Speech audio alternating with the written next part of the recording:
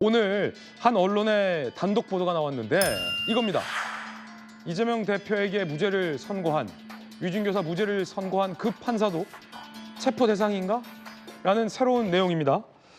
조지 경찰청장이 변호사에게 이재명 무죄 준 판사도 위치 추적 요청의 대상이었다라고 이야기한 걸 경찰이 확인했다라는 내용입니다. 물론 위치 추적을 요청한 것이 곧 체포 대상인지 단정할 수는 없다는 것. 그리고 수사단이 직접 조조 경찰청장에게 체포 대상이 맞느냐라고 확인한 건 아니다라는 부분 염두하고서 이야기를 이어가야 될 것 같습니다. 자, 요는 이거예요. 김영주 의원님. 네. 조조 경찰청장에게 이재명 대표에게 무죄 줬던 그 판사 있지 않습니까? 위준교사 무죄.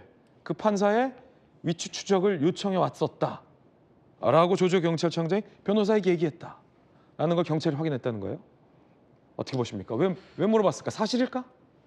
글쎄요, 아직까지 우리가 뭘 단정적으로 얘기할 수는 없습니다. 그런데 이제 만약 그런 정도였다면 또 저도 뭐 양정철 뭐 그런 얘기까지 나오는데 왜 유시민을 안 꼈을까? 안 낀 사람은 좀 속상하지 않았을까? 나도 그 정도는 되는데 기부중급은 돼야 되는데 뭐 이런 부분이 있을 때 무슨 얘기를 하고 싶으냐 하면 이건 마을 원님급의 사고라는 거죠. 합법적 정당성과 원칙과 국민들이 보더라도 저 사람들은 정말 헌정질서 위반 세력이다라고 할 수 있는 한방향 정렬이라도 됐으면 좋겠다라는 거고요. 본인이 판단했을 때 본인은 전체적으로 보면 야권에 도움을 준 사람들은 다 헌정질서 위반 세력이라고 보는 거 아니냐. 그러니까 야권의 정치인들한테 무죄 준 판사 다 잡아넣어. 이거 무슨 게임하는 것도 아니고 그렇게 일관성도 없고 그런 판단을 하셨기 때문에 계엄 포고령조차도 말하자면 합법적 정당성을 받지 못하고 있는 거 아닙니까? 실제적으로 말하자면 국무회의도 그렇고 국회 전달도 그렇고 포고령의 내용도 그렇고 너무 본인의 주관적 판단에 의존했다는 그런 생각을 해서 국민을 더 다시 한번 속상하게 한다라는 생각이 들게 합니다. 자, 아직 뭐 이재명 무죄 준 판사도 체포 대상이었다라고 단정할 수는 없다라는 말씀 드리겠습니다. 김기부 대변인 어떻게 된 겁니까? 저는 믿기 힘든 상황이라 믿고 싶지 않은데 만약에 그게 사실이라고 한다면 대통령이 대국민 담화를 통해서 야당에 대한 문제 제기를 하면서 탄핵 얘기 많이 하지 않았습니까?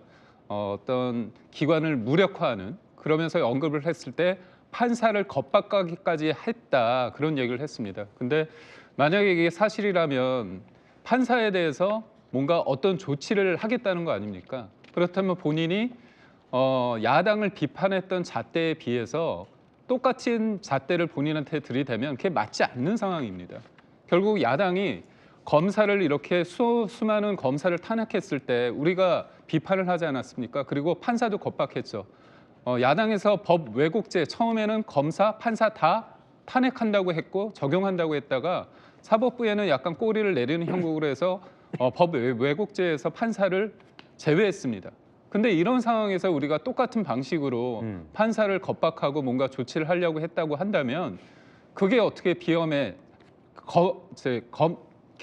정당성을 부여할 수 있겠습니까? 형식도 잘못이고요. 이거는 어떤 의도 자체도 저는 납득이 가지 않는 상황이라고 볼 수밖에 없습니다. 자, 단정할 수 없다고 계속 말씀드리는 게 앞서 이제 민주당의 한 의원이 공개한 체포 명단 14명 얘는 또 지금 이 판사의 이름이 없었어요. 맞습니다. 그러다가 지금 한 보도를 통해서 조지호 경찰청장이 이런 말을 했다더라라는 어떤 전언이 이 체포 대상 아니냐라는 추측으로 지금 이어지고 있는 상황이라 지금은 좀 신중하게 봐야 할 필요가 있다는 말씀 드리겠습니다.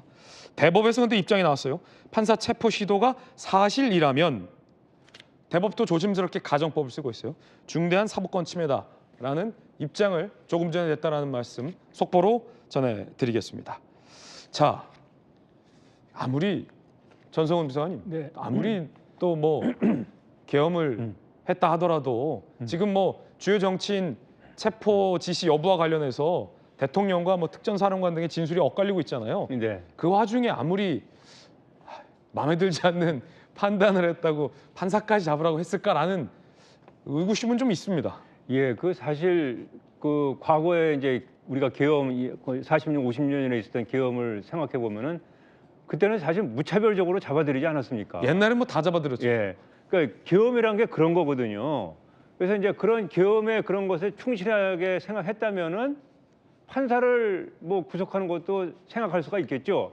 물론 아직 뭐 구체적으로 증거가 나온 건 아니지만 사실 다시 한번 말씀드리면 이 계엄이라는 상황은 무소불위의 권력을 가지고 모든 것을 할 수 있는 상황입니다. 과거에 그렇게 했었고요.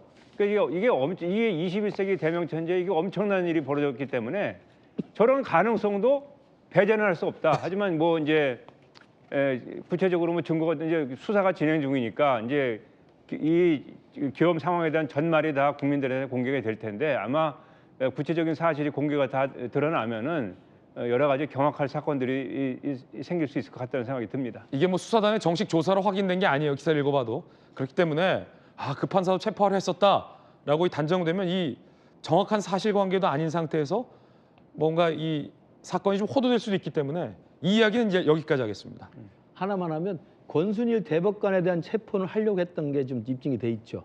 근데 권순일 대법관은 누굽니까? 물론 50억 클럽 대장동 혐의를 받아서 아마 대통령께서 저런 나쁜 놈이 하려는 것보다 이재명 당시 경기지사를 살려낸 마지막 대법 파기환송을 했던 주심 판사예요.